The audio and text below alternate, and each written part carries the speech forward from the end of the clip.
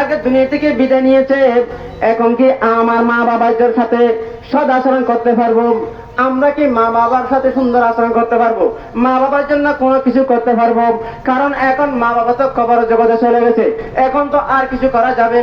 আমার রাসূলকে প্রশ্ন করলেন, ইয়া রাসূলুল্লাহ, ইয়া হাবিবাল্লাহ, আমার মা বাবা দুইজনে কবর জগতে চলে গেছে, এখন তাদের সাথে আমি কিভাবে সুন্দর আচরণ করব? তাদের সাথে কেমন ভালো আচরণ করব? তাদের জন্য আমার কি কর্তব্য? তাদের জন্য আমি কি করতে পারি?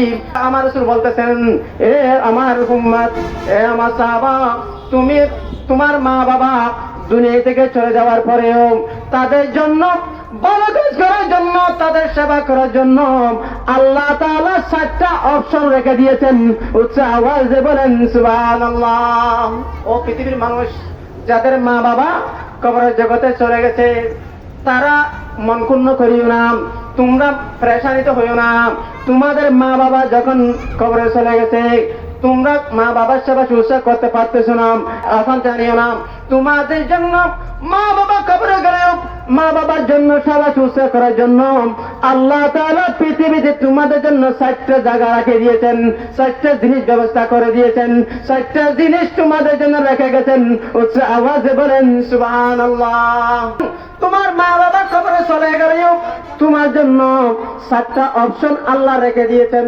প্রথম নাম্বার যেটা হচ্ছে এই ওয়াসসালাতু আলাইহিমা, যখন তারা দুনিয়া থেকে চলে গেছে, চলে যাওয়ার পরে তুমি মসজিদে নামাজ পড়ে, বাড়িতে নামাজ পড়ে, যে কোনো জায়গায় হুজুর দেখে দেখে যে কোনো সময় যখন মা বাবার জন্য দোয়া করবে, ওই দোয়ার বিনিময়ে আল্লাহ তাআলা তোমার ওই যে মা বাবা খুশি হবে, এই কথা আমার রাসূল বলে দিয়েছেন।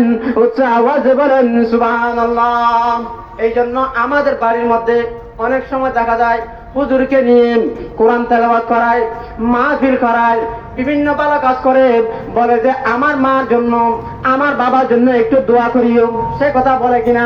এই জন্য আমার রাসূল বলতেছেন, যখন তারা দুনিয়া থেকে চলে গেছে, তখন ওয়াসসালাতু আলাইহিমা, যখন তোমরা তাদের জন্য দোয়া করবে, ওই দোয়ার বদৌলতে আল্লাহ তাআলা তোমাদের জন্য ওই মা বাবার সেবা এখানে করলে যেরকম মা বাবা খুশি হয়, দোয়া করার কারণে ওই মা বাবা কবরের মধ্যে খুশি হয়েছে, আল্লাহ তাআলা তোমার নামটা নেককারদের অন্তর্ভুক্ত করে দিয়েছেন।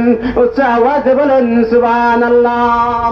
ওয়াল ইস্তিগফারু লাহুমা, আর যখন আল্লাহ দরবারে ফরিয়াদ করবে, ও বাড়ি তাআলা, আমার মা বাবা সমাজে বসবাস করেছে, ব্যবসা বাণিজ্য করেছে, আপনাদের সাথে উড়ক পড়ক করেছে, এইখানে অনেক গুনাহ হতা হয়েছে। আমার রাসূল বলতেছে, যে সন্তান, যে ছেলে মেয়ে মা বাবার জন্য আল্লাহর দরবারে বলবে, ও বাড়ি তাআলা, সমাজ চলাকালীন, পৃথিবীতে চলাকালীন, ব্যবসা বাণিজ্য করার সময় এই পৃথিবীর মায়ায় জালে পড়ে আমার মা বাবার অনেক গুনাহ হতে পারে, ও বাড়ি তাআলা, মা বাবার পক্ষ থেকে সন্তান হয়ে তোমার দরবারে ক্ষমা চাইতেছি বাড়ি তাআলা, আমার মা বাবা যত ধরনের গুনাহ করেছিল, ও বাড়ি তাআলা, আমার মা বাবার গুনাহগুলো একটু ক্ষমা করে দাও। যখন তুমি এইভাবে আল্লাহর দরবারে ক্ষমা চাইবে, আল্লাহ তাআলা তোমার নামটা নেককারদের অন্তর্ভুক্ত করে দেবেন, মা বাবা কবরের মধ্যে খুশি হয়ে যাবেন। আল্লাহর দরবারে এখানে আলেম যারা আছে সবাই বলবে যে আগে একটু দোয়া করো, দোয়া করার পরে খানা পিনা খাওয়াই। কারণ আমি আপনার এখানে খানা কিনা দিয়েছি, ছাগল দিয়েছি, মুরগি দিয়েছি, আমার একটা উদ্দেশ্য আছে কিনা? উদ্দেশ্য হচ্ছে আমার মা বাবা দুনিয়া থেকে চলে গেছে, অথবা আমার মা বাবার গুনাহ যাতে মাফ হয়, আমার মা বাবার যাতে সম্মান একটু বুলন্দ হয়, এই জন্য এখানে খানা পিনা দেয়, এখানে ছাগল দেয়, এখানে বিভিন্ন খাবার সুবার দেয়, টাকা পয়সা দেয়। যখন তোমরা এইভাবে এখানে আচরণ করবে, আল্লাহ তাআলা আপনাদেরকে এই টাকার কারণে মা বাবা কবরে খুশি হবে, আপনার জন্য আল্লাহ তাআলা জান্নাত রেডি করে রেখেছেন। উচ্চ আওয়াজে বলেন সুবহানাল্লাহ। 2 নম্বর, মা বাবা আপনাদেরকে অনেক সময় ওসিয়ত করে দেয়, ও আমার সন্তান, আমি মারা গেলে আমার জন্য প্রত্যেক সপ্তাহে তুমি একটু দোয়া করিও, কুরবানির সময় একটা কুরবানি করিও, অথবা তুমি ছেলে মেয়েদেরকে নিয়ে আমার জন্য একটা সদা সর্বদা দোয়া করাইও। এইরকম বলে যায় কিনা?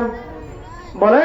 যখন আমার রাসূল বলতেছে, যখন মা বাপ তোমাকে ওসিয়ত করে যায়, যে ওসিয়ত করে গেলে যেটা তোমার পক্ষে সম্ভব, যেটা অসম্ভব সেটা নাম, যেটা তোমার পক্ষে সম্ভব ওই ওসিয়ত যদি তুমি পূর্ণ করো, মা বাবার যেটা বলে গিয়েছে যদি সেটা তুমি পূর্ণ করো, আমার রাসূল বলতেছে মা বাপ এখানে থাকলে যেরকম খুশি হতো, কবরের মধ্যে গিয়ে তুমি যখন ওসিয়ত পূর্ণ করেছ মা বাবা কবরের মধ্যে খুশি হয়ে গেছেন। উচ্চ আওয়াজে বলেন সুবহানাল্লাহ। চতুর্থ নম্বর, যখন এই পৃথিবীতে যাদের কারণে আপনার আত্মীয়তা হয়েছে, মা বাবার কারণে যাদের আত্মীয়তা হয়েছে, মা বাবার কারণে যাদের সাথে সম্পর্ক হয়েছে, মা বাবার বন্ধু বান্ধবী আছে কিনা? আছে। মা বাবার ভাই ব্রাদার আছে কিনা? যদি এদের সাথে তুমি সুন্দর আচরণ করো, যদি তাদের সাথে সম্পর্ক বজায় রাখো, যদি তাদের সাথে তুমি আশা যাওয়া করো, কবরের মধ্যে তোমার মা বাবা খুশি হয়ে যাবে। আল্লাহ তাআলা তোমার জন্য খুশি হয়ে জান্নাত রেডি করে রেখেছেন। উচ্চ আওয়াজে বলেন সুবহানাল্লাহ।